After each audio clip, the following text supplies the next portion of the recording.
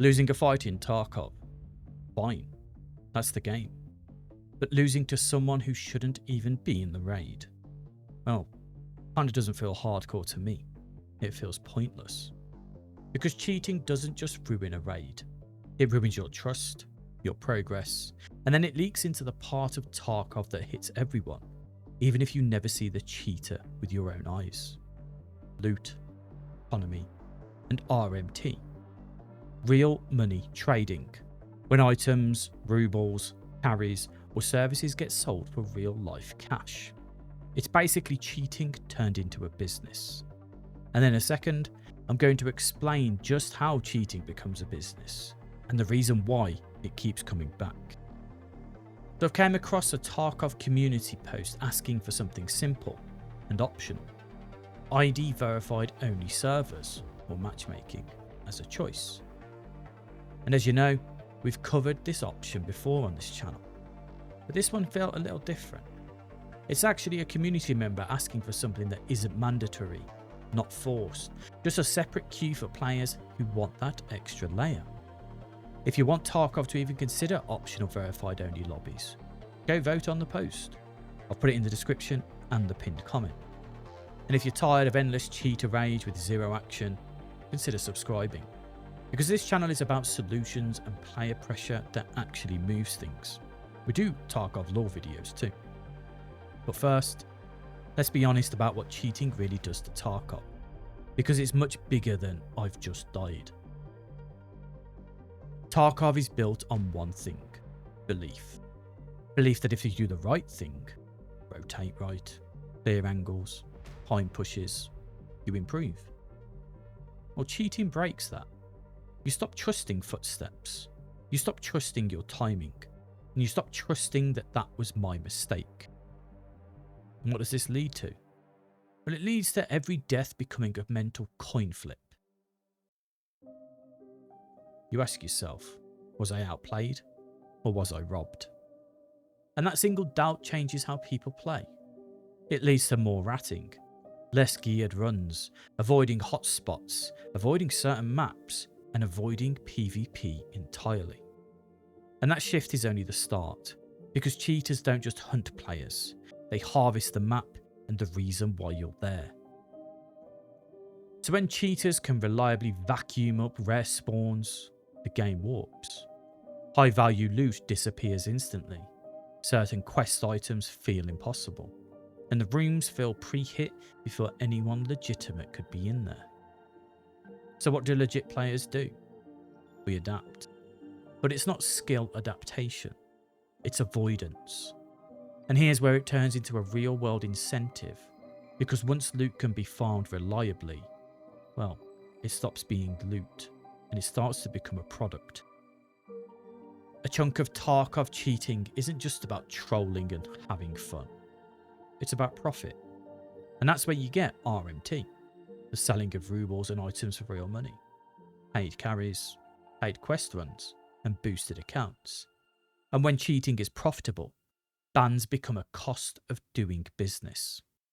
And the worst part, game often changes around RMT, and normal players catch the backlash from that. Battlestate has warned players about large and constant distribution of items in raid, being treated as boosting basically because the system has to defend itself from abuse. And in May 2022, Escape from Tarkov added an anti-RMT change where certain items would be restricted from being dropped in raid. So even when the devs fight RMT, it can create friction for legitimate players, because the whole economy is reacting to a cheater-driven market. So if just ban more hasn't solved it, what changes the math for repeat offenders? Now hear me out. Nobody sane is claiming there's a magic anti-cheat button, but there is something that changes incentives, make it harder to come back. And that's the idea behind what this Tarkov community post is asking for: optional ID verified only servers or matchmaking. An optional means if you want in, well, you opt in, and if you don't, you never have to touch it.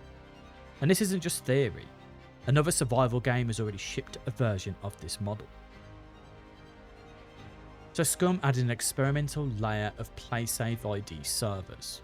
They also added the server setting which allows you to require verified users. In their patch notes, Scum's team described it as an experimental protection layer on a limited number of servers, and said they'd test how it impacts player experience and whether they continued the collaboration. And it didn't just vanish. A recent Scum hotfix still mentions performance improvements on PlaySafe ID servers, which suggests it's actively being maintained. You also see Scum community news reposted with language like "due to popular demand" around opening additional PlaySafe servers. The point being this: people wanted the option badly enough that they expanded availability. So yeah, Scum are actually partnering with PlaySafe ID as part of their anti-cheat effort, and framing it as an optional approach to stop repeat cheating, not a replacement for anti-cheat. So what is PlaySafe ID actually claiming to do? And why does that matter for Tarkov's cheater economy? So PlaySafe describes itself as a digital identity for gamers. This unlocks optional matchmaking where cheaters face penalties and can't keep coming back. And the key point here, that's not anti-cheat detection, it's an accountability layer. When somebody is caught, the goal is to make it harder to just respawn into the protected pool on throwaway accounts. So let's talk verification process. Here's what PlaySafe publicly says how a PlaySafe ID is created. You register with your email and date of birth, and their verification partner Entrust checks your ID information and captures a biometric face scan, intended to prevent one person from creating multiple PlaySafe IDs. And then PlaySafe says Entrust then sends a simple verified confirmation. And PlaySafe then creates your anonymized ID without receiving your underlying identity data. Now, to add detail from the Entrust side, Entrust's own partnership announcement says the process is essentially a KYC style check. You take a photo of a government ID plus a short video selfie. Entrust verifies the ID is genuine and matches it to the face in the selfie video to confirm if the person is real or not, explicitly calling out fraud mitigation like stolen IDs or deepfakes. And none of that means unbreakable. Nothing is. But it does mean the bar is materially higher than disposable accounts.